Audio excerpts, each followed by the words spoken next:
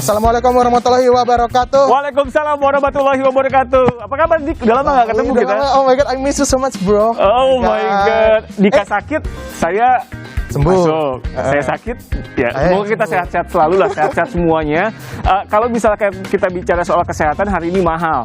Tapi ada ironi.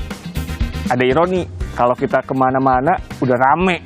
Banget Tanah Abang, rame. Gue punya pantun nih. Oke, harus nggak jadi. Tadi udah gue siapin tapi gue lupa tiba-tiba. Tapi ngomong-ngomong, Tanah Abang rame. Mana pantunnya? Ini jalan-jalan ke Tanah Abang. Gila, rame banget. Udah nggak jadi pantun, gue lupa. Anyway, jangan biarkan kegeringan gue berlanjut.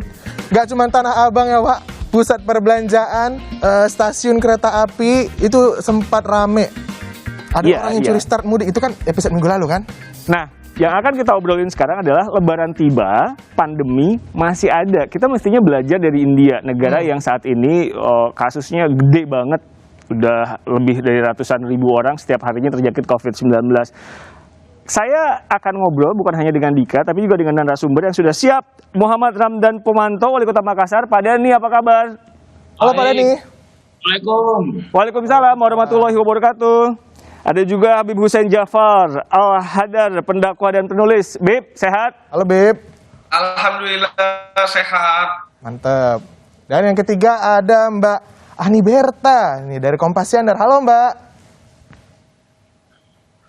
Mbak, Assalamualaikum. Mbak. Waalaikumsalam. Gitu dong. Gue pikir dia nggak dengar. Saya ke Pak Dhani dulu. Pak Dhani kemarin sempat sidak ke mall, sempat agak marah-marah juga, agak ngegas. Viral loh. Pak, kan gini, pemerintah udah buat aturan. Aturannya udah ada jelas. Tapi apakah bisa hanya bergantung pada kesadaran masyarakat aja? Karena Pak Dhani ngelihatnya gimana? Jadi Kota Makassar itu memiliki tiga komponen untuk bagaimana mengendalikan COVID-19 ini. Yang pertama adalah imunitas kesehatan yang harus dibangun dengan sebuah sistem. Itu kami sudah sosialisasi. Yang kedua adalah adaptasi sosial. Nah ini kadang-kadang di tempat lain tidak ada. Kami memang membuat sistem adaptasi sosial. Misalnya kalau kita lihat kemarin pada saat ada viral video saya di mall, itu langsung kita bukan hanya sekadar cuap-cuap, tapi kemudian kami langsung berhitung berapa tindan di sini, 675. Kalau satu tindan 5 berarti 3.350 orang. Maka langsung kami bersepakat dengan pengelola di saat tertentu maksimal kapasiti adalah 3.350. Begitu 3.350 tutup mall, kalau nanti ada yang keluar, baru flow-nya jalan, baru ada yang masuk. Nah kita sudah lakukan dan alhamdulillah besoknya semua sudah penerapan sudah berlaku. Kami punya surat edaran sejak tanggal 26 April 2021 yang tentang adaptasi sosial pelaku usaha dan pengurai kerumunan dalam pengendalian COVID-19.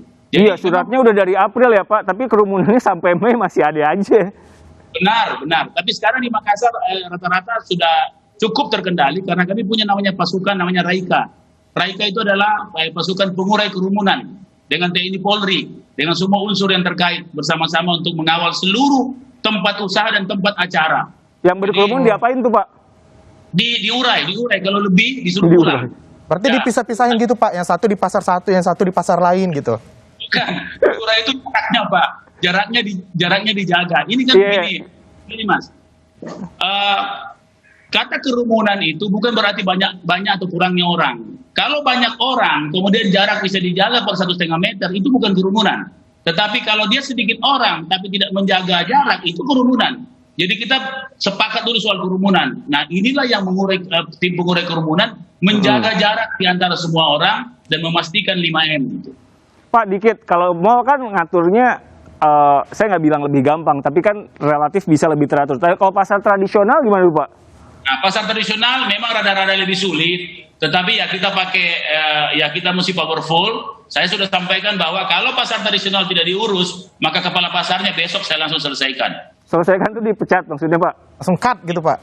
Aja begitu, ini susah juga barang-barang ini karena tidak punya waktu lagi dan momen tidak boleh tidak boleh terlewatkan, karena kapan momen kerumunan itu muncul itu bisa punya potensi besar untuk jadi klaster baru. Iya Pak, jangan marah-marah mulu, penyempitan pembuluh darah nanti Pak. Kemarin udah COVID Pak Dhani. Nanti imun ini lagi Pak, drop lagi, jangan sampai kena lagi, tinggi, bahaya. Pak. Tahan emosi, ini masih bulan puasa Pak ya. Tapi Agak marah-marah sedikit, adrenalin naik. Iya, hati-hati Pak, hati-hati. karena tegas itu Rick. Beb, ini kan apa ya? Kemarin tuh di Tanah Abang rame sampai ada petikan wawancara di media online bilang gini, takut sih sama COVID, tapi kan saya butuh baju baru. Jadi kan memang ada saya koreksi saya kalau salah. Memang harus menggunakan baju terbaik dan lain-lain. Habib bisa cerita lebih banyak soal ini sebetulnya gimana sih? Ya, sebenarnya ada satu perkataan yang populer sekali dan biasanya disinggung oleh para ulama ketika mereka menyampaikan khutbahnya di masjid-masjid saat Idul Fitri, yaitu laisal id man labisal jadid. Idul Fitri itu esensi utamanya bukan baju baru, bukan pakaian baru, tapi keimanan yang baru. Jadi memang disunahkan di Idul Fitri itu untuk menggunakan pakaian yang rapi dan wangi. Kalau bisa pakaian terbaik, tapi kan nggak mesti baru. Jadi yang terpenting adalah kita ketika Id itu bergembira. Dan bergembira itu atas apa? Atas kesuksesan kita dalam menjalani ibadah puasa kita, dengan kemudian memakai wewangian dan lain sebagainya. Jadi di tengah kondisi yang sulit seperti saat ini, seharusnya sudah tidak lagi kita berorientasi untuk pakai pakaian baru, tapi yang penting di Hari Raya Idul Fitri itu kita keimanannya dan ketakwaannya menjadi lebih baru, sekaligus juga memakai pakaian yang rapi saja. Dan kalaupun mau memaksa untuk pakai pakaian baru, karena menurut saya kita harus mendorong ya belanja kita ya untuk kemudian membantu perekonomian. Tapi kan bisa berbasis online. Nah ini yang kemudian disalahpahami atau bahkan disengaja dibuat salah paham oleh beberapa netizen. Jadi ketika didorong agar belanja online, kemudian beberapa media ngasih judul kita didorong untuk belanja, itu kemudian di-capture oleh netizen, di-share kemana-mana seolah-olah pemerintah nyuruh kita untuk belanja. Padahal isinya di sana yang dimaksud adalah belanja online, bukan belanja offline. Ya, intinya ini nggak berkerumun. Tapi baju baru, alhamdulillah. Mungkin harus didengerin liriknya sampai habis. Tak ada pun, tak apa-apa. Sama kayak baca berita tadi, Rick. Jangan cuma judulnya doang lo capture, tapi artikelnya nggak baca, jadinya salah kaprah. Kayak lagu itu sama ya, Bib ya. Baju baru, alhamdulillah, tidak baju baru juga tidak apa-apa. Masih ada baju yang lama, ya nggak? Iya. Ya kan? Tapi Bib, aku mau tanya, ini berkaitan kayaknya nih ya. Tapi ini kan orang beli baju baru nih di bulan puasa. Bulan puasa itu kan artinya menahan hawa nafsu ya. Berarti termasuk menahan hawa nafsu untuk belanja offline ya, Bib ya? Betul.